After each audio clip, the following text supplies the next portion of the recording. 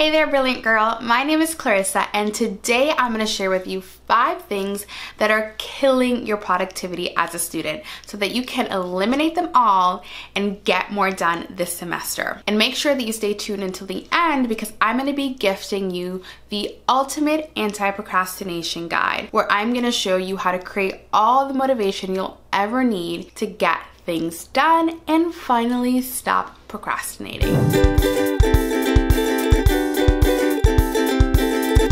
Before we get started, make sure that you hit the bell and subscribe to our channel because new videos become available every Sunday. So let's dive into it. Thing number 1 is perfectionism. Now listen, there's nothing wrong with having high standards, and wanting things to be done right isn't really the thing that causes you to not be as productive as you want to be. The real reason why perfectionism kills your productivity is because it screws with your mind. Perfectionism is less about what you're doing to try to make things perfect and more about what you're thinking about not being perfect. Thoughts and beliefs like, I am a mistake, or I'm dumb, I'm not cut out for this, I am not smart enough. Perfectionists are consumed with what other people think of them. They're obsessed with proving themselves to people, so they take actions to keep up that facade, even if those actions don't necessarily make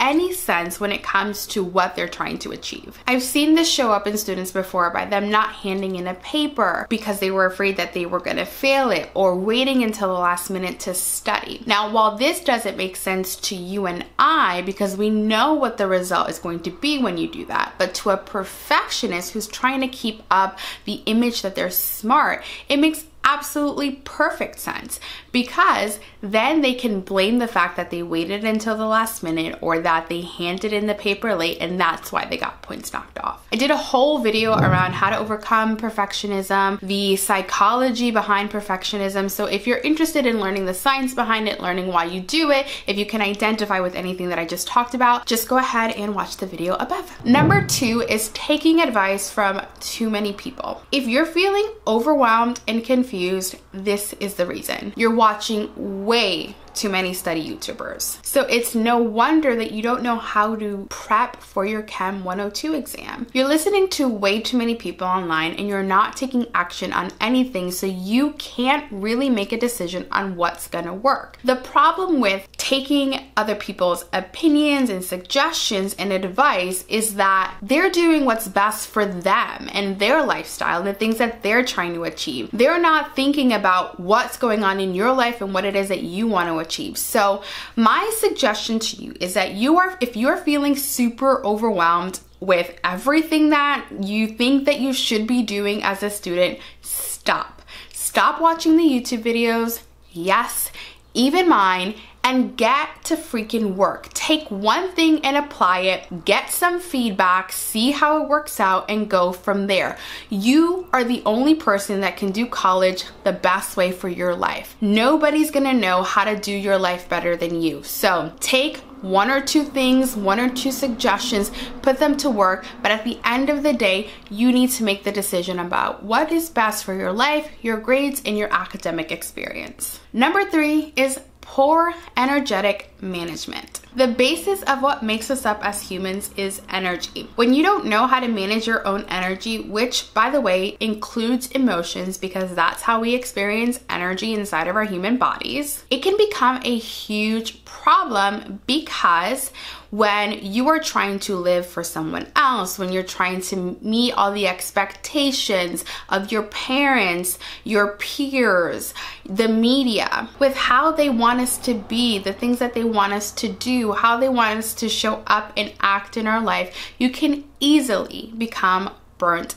out. And when you're burnt out, emotionally or physically, there is no way in hell that you're going to be able to show up for your life, for your studies, for your college experience because of the simple fact that your nervous system cannot handle it. It's overcharged. This is the reason why we have so many friends around us that are having mental breakdowns and suffering from things like depression, because they're trying to live up to the standards of other people and they're not taking into consideration what they want in their life, and they're not managing their energy and they're not managing their emotions. We each have our own energetic blueprint. Some of us have defined willpowers and motor centers that allow us to, take 6 classes at a time and work 2 different jobs and be involved in a whole bunch of social things on campus. But not all of us are built that way. So we need to create an academic experience that matches how we best function. The best resource that I have found to understand energetic management in the students that I work with and with myself is called Human Design. Human Design is like a Myers-Briggs personality test and astrology on steroids.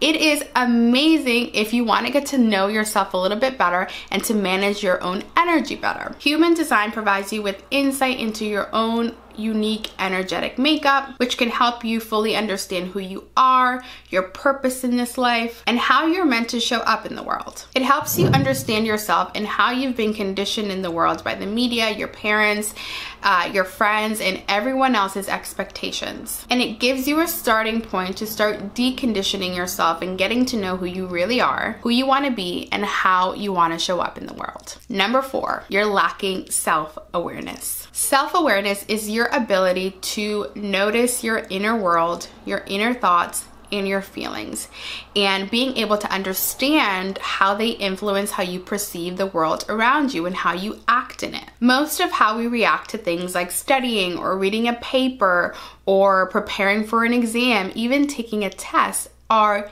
habitual actions. Our brain has literally memorized what to do in those events. When you become more self-aware, you essentially become more aware of why you procrastinate, why you perceive studying for physics to be such a hard task, and you are less reactive in your life. You become less likely to behave or take actions that you've taken in the past that may or may not be giving you results that you're currently not happy with. When we don't understand why we do things, why we think the things that we think, it becomes really hard to come up with a solution that is sustainable and not just patchwork. If you want to learn more about the science behind habitual actions, habitual thinking, and lacking self-awareness, I highly suggest that you read the book Breaking the Habit of Being You by Dr. Joe Dispenza, or you can watch some of his incredible videos here on YouTube. The last silent killer to your productivity as a college student is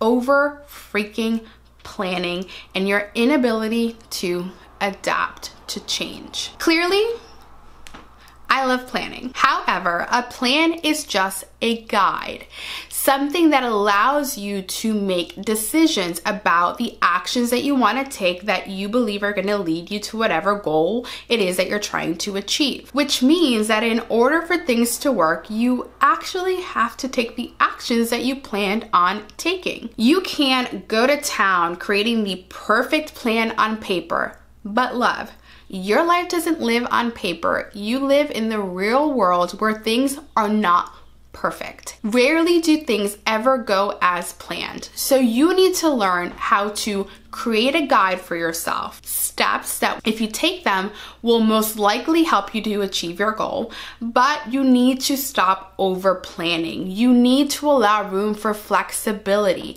You need to understand that though you think it might take you 2 hours to read and take notes for your physics course, it might actually take you 3, and you need to use that feedback to then create a better plan that fits in with what really happens. You need to be able to switch things around, to understand that you didn't get it all done yesterday and that today you are starting from that point. So your plan needs to adjust for the fact that you didn't get what you needed to get done yesterday. Overpacking your schedule, overpacking your day, making your to-do list 1,000,000 miles long is not going to do anything for your self-esteem.